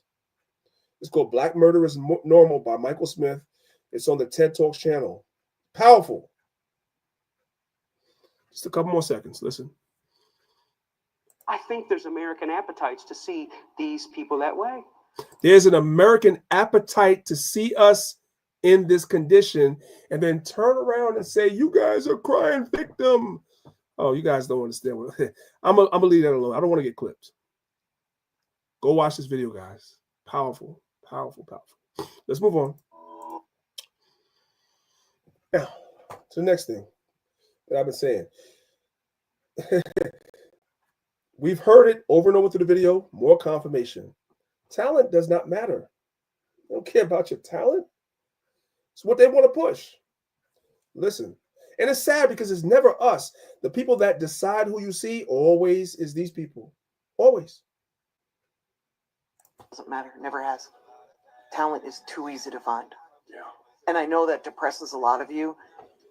And when people come to me, they always come to me like, yo, this dude is so talented. It just tells me you don't understand the music industry. And this is not just with rap. I'm going to tell you guys something. Because, you know, I had my toe dipped into the music industry before I came to the truth. A lot of y'all know that. Some of y'all do. Maybe some of y'all don't. Whatever. And I was talking to somebody. You guys know that Alicia Keys, there was somebody else that was supposed to get signed instead of her. It was between her and somebody else. As much as many of you guys like her, there was somebody else that was more talented than her that got passed over, that none of us know this woman today. You don't even know who she is. You don't even know she's breathing. Alicia was chosen instead. I'll just leave that right there. I won't give you the who, what, when, where's, and whys. I won't tell you guys about the rebranding of Alicia Keys that you know today as opposed to the one you guys didn't know before. She got a record deal that didn't like men, that did not like men. I'm going to leave that alone. Leave it alone. It's not about talent. It's not. Let's move on. It's your man Dame Dash, who I'm not a fan of, but nevertheless, we know he's a industry insider.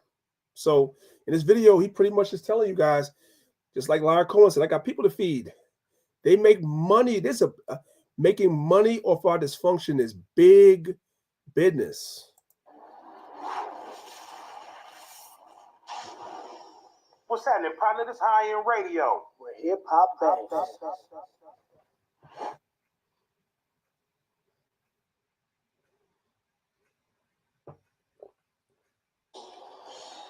And that's what they always try to convince me when I go into a room with them, is that I'm not smarter than them. So I can relate, and that's not the case. That's why if you look at my challenges, I don't challenge rappers. It was really funny that they made me have a beef with a rapper. I'm not a rapper. I have a beef with CEOs. I want Leo Cole. I want to be public. I articulate conversation. I want to see who's smarter. I want to showcase that. I know YouTube is paying rappers to beef, like physically to respond to me if they're giving them money. Wow, you guys missed that. I'm gonna help you out real quick. Let's come out, because if I say it, you're gonna be like, "What are you talking about?" So let me show you. Let me show you.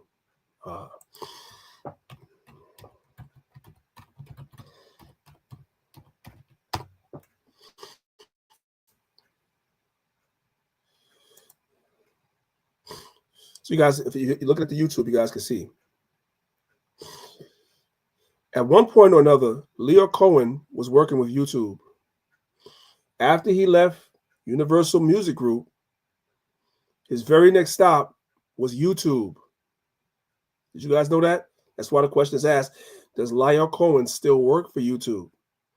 So you guys may not have caught what Dame Dash was trying to tell y'all. You're trying to put something down, you may not have caught it. Let's go back. He said, listen again. He said YouTube is playing is paying rappers to beef with him. Translation, Leo Cohen, when he was running YouTube, was paying rappers to beef with Dame Dash. Why? Because Dame Dash was calling Leo Cohen out for being a culture vulture, as we saw, buying certain things and certain outcomes in the industry. Dame Dash, not that I'm a big fan of Dame Dash, but at the end of the day, we're going to take the information and we're going to use it. Yeah, Leo Cohen was using YouTube and YouTube rappers to beef with Dame Dash to try to divert the conversation. Because he's getting called out by somebody that was legitimately in the industry and legitimately somebody that he did business with in the past. Listen.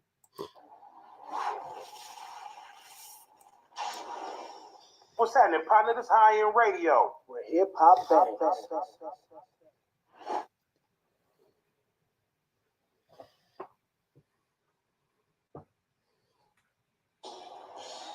And that's what they always try to convince me when I go into a room with them, is that I'm not smarter than them. So I can relate, and that's not the case. That's why if you look at my challenges, I don't challenge rappers. It was really funny that they made me have a beef with a rapper. I'm not a rapper. I have a beef with CEOs. I want Leo Cole. I want to be public. I articulate conversation. He said, I want Leo Cohen. That's what I want. Listen. I want to see who's smarter. I want to showcase that. I know YouTube is paying rappers to beef, like physically. Yeah, YouTube was paying rappers to beef. That's Leo Cohen. They were paying rappers to beef. Smarter. I want to showcase that. I know YouTube is paying rappers to beef, like physically to respond to me if they're giving them money. YouTube was paying rappers to respond to him so that Leo Cohen didn't have to. And Leo Cohen was over YouTube. I just showed you guys that. You guys don't understand how deep the rabbit hole goes, man. This is crazy. It's all manufactured. It's all warfare on us because they know as long as we read it in Judith chapter 5, that's how we started. As long as we are separated from the Most High, the Most High is not with us. You want to wonder why from the time of slavery till 2025, we're still in the condition we're in? Because they absolutely flood our community with bullshit. That's what it is. Sorry. It's bullshit. They could flood our community with bullshit to keep us distracted, to keep us in sin, and we can't repent. So it seems like the God of the Bible is not on our side. That's why people don't believe in him. It's not that. We the Israelites are on the corners of every street in America with a bullhorn trying to get our people's attention. That's why. The brothers are not crazy to be on the corner screaming at the top of their lungs. We're trying to get people's attention. Just like you're walking across the street and you have your head to you're looking at your cell phone and there's a 18-wheeler getting ready to run you over. People are not going to be like, hey, get out the way. They go, hey, out the way! Because you know there's trouble coming. That's why brothers are so animated. That's why brothers are so passionate. Because we see it for what it is. Now, I got to breadcrumb all these different clips together for you brothers and sisters to see that the industry has always been telling on itself. It always has. It's not new.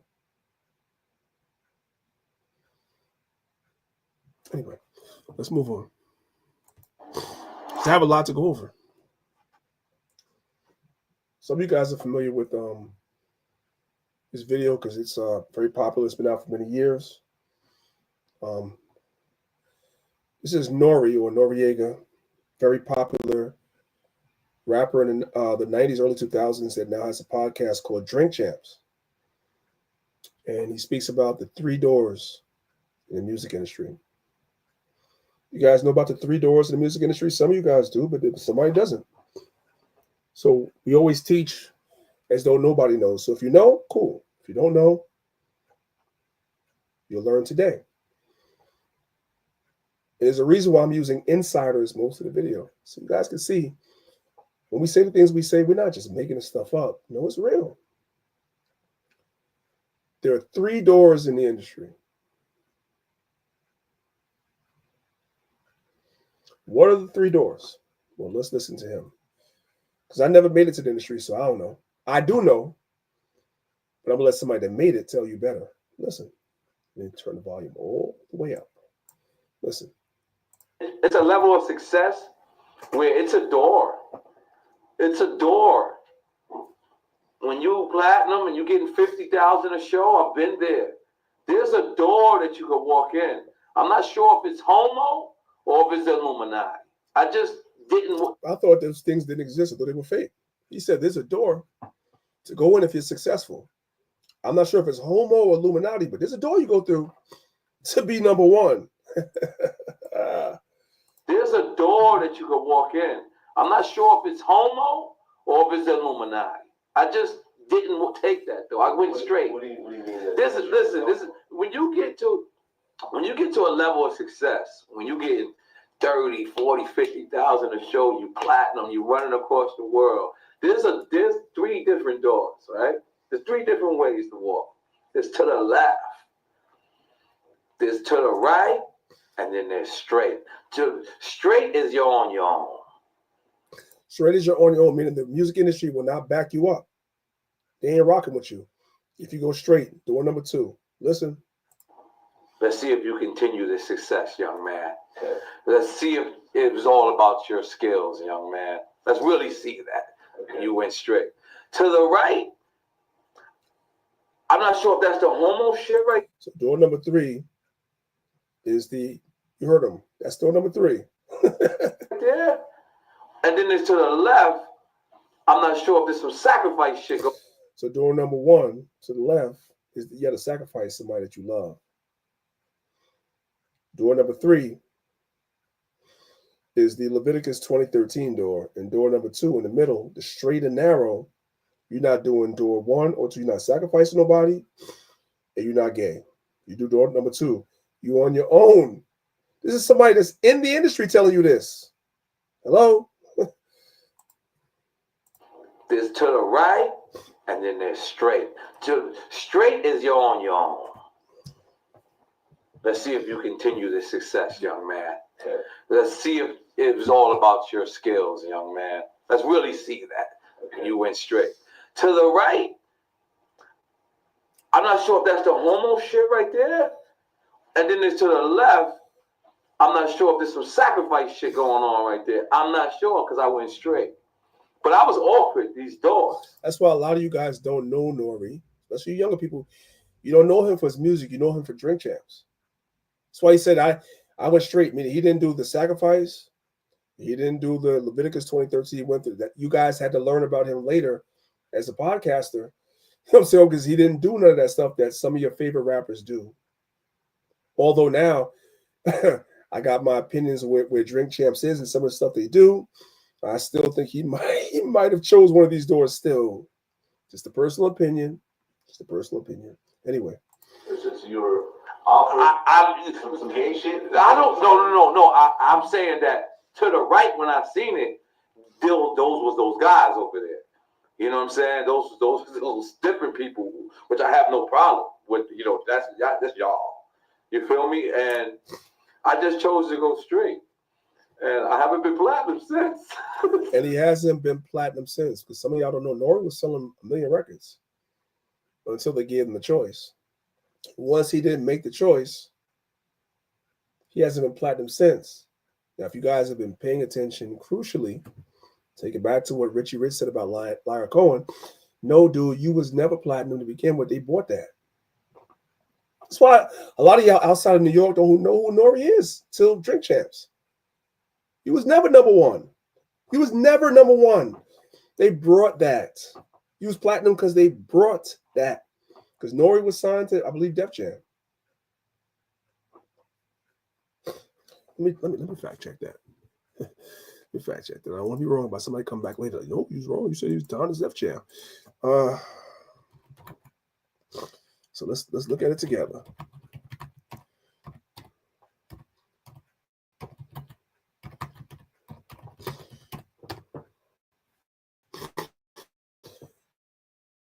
Nori was signed to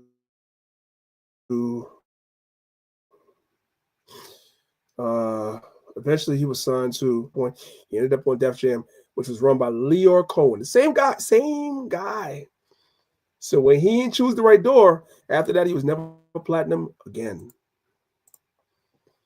Ever. Okay. Now somebody's like, well, you know, in our law, in our customs, you need 2 witnesses. So we're gonna get another witness that's saying the same thing. This is from Math Hoffa's podcast, right? And Math Hoffa, I have my issues with him personally. I do, because me and Math Hoffa was talking in the back chat. He knows he's an Israelite, but he's playing effing games. I'm gonna tell you flat out, he's playing games. Me and him was talking behind the scenes. Maybe I shouldn't even say that, but we was. And he's playing games, and he's playing. And I don't like that. Nevertheless, this tidbit came out on this podcast, right? So I want you guys to listen to it. He's saying the same thing that Nori said, not Math, because this is Math right here, but this guy right here, his name is Smart. He's a very intelligent brother that got some record label offers to sign a deal. So he's on Math's podcast. This is Math right here. This is Smart right here. He's going to say the same thing that Nori said on this podcast called My Expert Opinion. And if, you know, I know this video will never get to Math, but Math is playing game. Math knows he's an Israelite. We've had this conversation behind the scenes, but he thought he's going to get somewhere. Meanwhile, your podcast is over. And that's the Most High that did that. I'm saying that. That's the Most High that did that. But I'll leave that right there. Listen. I feel like we gotta put it out there. You know what I mean? And I think a lot of So the dude right here, this is Smart. And this is Math. Math knows he's an Israelite. We have talked about this. But this is the rapper Smart right here. He got some record labels that offered him some money to sign with them, but there was some stuff that had to go with it. Listen. I feel like we gotta put it out there. You know what I mean? And I think a lot of listen, because I feel like that's not what he meant, by the way. No, listen. I'm not saying what he meant. I'm just saying in general, because I feel like a lot of people, like, I had like 2 record deals, right? Mm-hmm. And they wanted your butt? Yeah. It's not even funny. Now, I'm not a homosexual. I never did no homosexual shit. Nobody never played with my butt. But what happens is, now I want you guys to watch. Listen, I know you're listening to him. But I want you to watch His reaction right here, he knows that what he's saying is true, but he's more concerned at this time with building his My Expert Opinion podcast up and getting rappers to come in. He knows it's right. He knows it's right. We've talked. He knows it's right. But you chose the world. It's what you chose. Watch his reaction. Watch him while he's talking. But listen to him, but watch him. I had like 2 record deals, right? And they wanted your butt? Yeah, it's not even funny. Now, I'm not a homosexual. I never did no homosexual shit. Nobody never played with my butt. But what happens is, y'all see that? Look. Somebody comes. Nobody never did yet. I mean, but listen. What I'm saying is, they proposition. Guilty. They do things indirectly. Like they might send a stylist at you, right? They might send a stylist at you. And the stylist. Y'all caught that? They're not sending somebody crazy to you. They're sending the stylist to you. The stylist is going to make you wear certain clothes that we be laughing at some of these rappers for wearing. The stylist told you to wear that. What we talking about? What we talking about? Listen. But listen. What I'm saying is, they proposition you. They do things indirectly. Like they might send a stylist at you, right? They might send a stylist at you. And the stylist. You wonder why some of these rappers be wearing gay clothing? Because they send a stylist at them and tell them. The stylist tells them. The record label tells you have to follow the stylist. If you want to be successful, you got to follow your stylist. Your stylist brings you clothes, and the clothes are gay looking. It's gonna have people looking at you as suspect, and they tell you you got to wear this. You have to. Part of the contract. You got to wear it. Listen. Being all extra tight, listen, homie, we ain't doing that. Or they might invite you to a party and there's no bitches there. It's a sausage party. Wait, hold on, I'm out. I'm saying, you know what I mean? So a lot of guys, artists that get into this game, they want to get deals. They get in, they got talent, they got good intentions. They got talent and good intentions, but then have you been to these parties personally? Have you seen them? You can't get. That's a Doggy Diamonds question. Shout out Doggy Diamonds. Shout out Doggy Diamonds. That's my guy too. Shout out Doggy Diamonds. He always showed me love. Shout out Doggy Diamonds. Listen. You can't make it to the real party because somewhere if you're not a homosexual, they got a filtering out process. Yeah. There's a filtering process out. So all of your popular rappers that be wearing these questionable clothing and stuff like that, there's a filtering process. You will never see them if they're not down with the agenda. They're cine stylists. They'll have you out and about because they're trying to drug you. So they'll have you out and about because they're trying to drug you. They'll have you out and about and they're trying to drug you. They'll put something in your drink or something else. They try to drug you to get you to do something where you're not. First of all, man, time is almost over. We might have to do a part 2. I'm a firm believer there's no such thing as any type of drug or narcotic that can make you do something that's not already inside of you. That's just me. Maybe some of y'all will say something different. That's me. If you can get some alcohol in you and do some 2013 stuff, Leviticus 20:13, we got to use nice words. If you get some alcohol in you and do Leviticus 20 and 13 stuff, that was already inside of you. If you can get some mushrooms or some ecstasy inside of you and do Leviticus 20 and 13 stuff, that was already in there. It's already there. It's just those narcotics, whatever they are, drop the inhibition to do it. It was already there. It was already there. Maybe you were fighting it.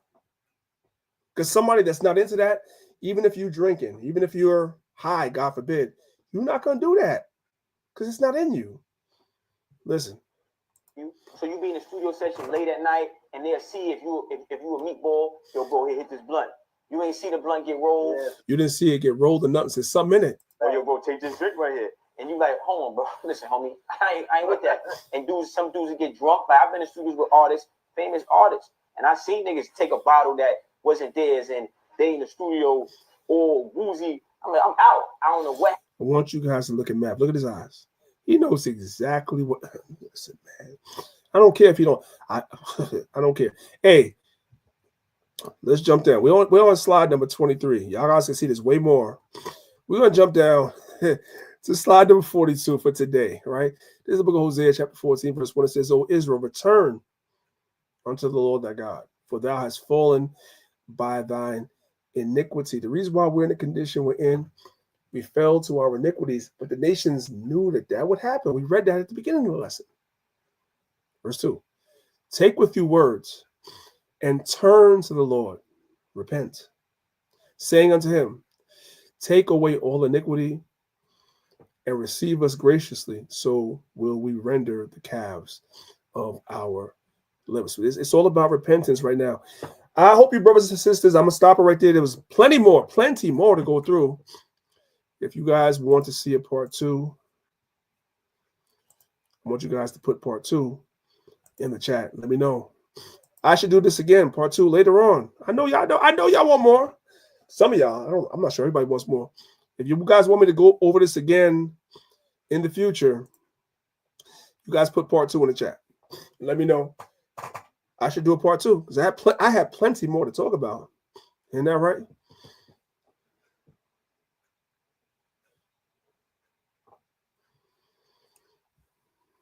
Okay.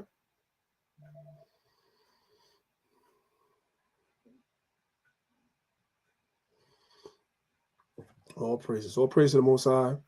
I appreciate you, brothers and sisters, being here. I appreciate that, man. Guys, if you guys have been listening to the video and you have not hit the like button on the video, you need to repent and believe the gospel. It's your brother, Priest Daniela, representing Lions of Israel, Maccabees TV. I'll see you guys again here next week. I'm not sure I'm going to go over this again next week. It's what the Spirit leads, but I definitely will do a part 2 that hip-hop is deaf culture to our people. We clearly see that there's plenty of evidence of it. So we're just listening to what's out there already. It's your brother Priest. Much love to each and every one of you. With that, I say shalom. Right now, somebody is hating on you. And you and me is what we're going to tell them. I'm in a whole different stratosphere. Vision is sharp and my path is clear. On my purpose plus I'm eloquent. Your opinion of me is irrelevant. I'm in a whole different stratosphere. Vision is sharp and the path is clear. On my purpose plus I'm eloquent. Your opinion of me is irrelevant. Does it matter what they say about me? Cause I know God don't play about me. Rumors don't matter if they aren't true. The reason they mad is cause they aren't you. They aren't blessed, they aren't highly favored. They're just jealous that somebody made it. Words may hurt, but it didn't kill. And you can't break what you didn't build. Use these words as an affirmation. Don't let them distract you from your aspiration. Let the hatred feed your inner beast, but always keep God as your centerpiece. What that mean? You gotta be in B with it. Always. Don't stand for nothing, then you need to sit and watch the real soldiers take a risk. If you relate to this, then homie, make a fist. I'm in a whole different stratosphere. Vision is sharp and my path is clear. On my purpose plus I'm eloquent. Your opinion of me is irrelevant. I'm in a whole different stratosphere. Vision is sharp and the path is clear. On my purpose plus I'm eloquent. Your opinion of me is irrelevant. If the keyboard is crazy and the drum pad is kicking, you can pass me the mic. I'm about to start spitting. Will they love me, feel me, relate to me, lyrically, hate me, despise me, corrupt inside spiritually?